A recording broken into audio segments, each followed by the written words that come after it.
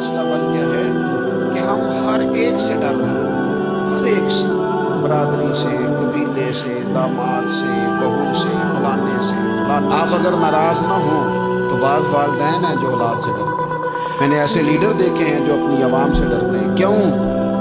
اس لیے کہ میرے نبی پاک علیہ السلام نے فرمایا جو رب سے نہ ڈرے پھر وہ سب سے ڈرتا ہے، اور فرمایا جو رب سے ڈر جائے اللہ مخلوق کا خوف اس کے دل سے نکال دیا کرتا ہے۔ یہ رب سے نہیں ڈرا تو یہ سب سے ڈرا ہے، اگر رب سے ڈرتا تو کسی سے نہ ڈرتا۔ اور رسول فرماتے ہیں دو خوف اللہ جمع نہیں کرے گا۔ تم اگر بے خوف زندگی گزارنا چاہتے ہو نا دنیا میں تو ایک خوف پیدا کر لو، وہ رب کا خوف ہے، بے خوف ہو جاؤ۔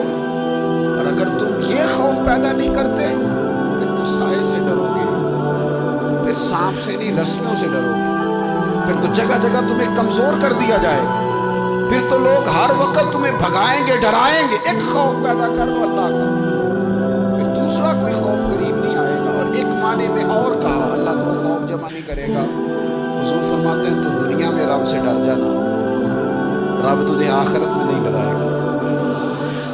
وہ جو اللہ کے ولیوں کے بارے میں کہا لا خوف علیہم ولا هم یحزنون، کیا معنی ہے؟ دنیا میں انہیں صرف اللہ کا خوف تھا، باقی کسی کا خوف نہیں تھا۔ حضور فرماتے ہیں تو دنیا میں رب سے ڈر جا، قیامت میں تجھے نہیں ڈرائے گا، اور اگر تو دنیا میں نہیں نہ ڈرے گا پھر تو قیامت میں ڈرایا جائے گا۔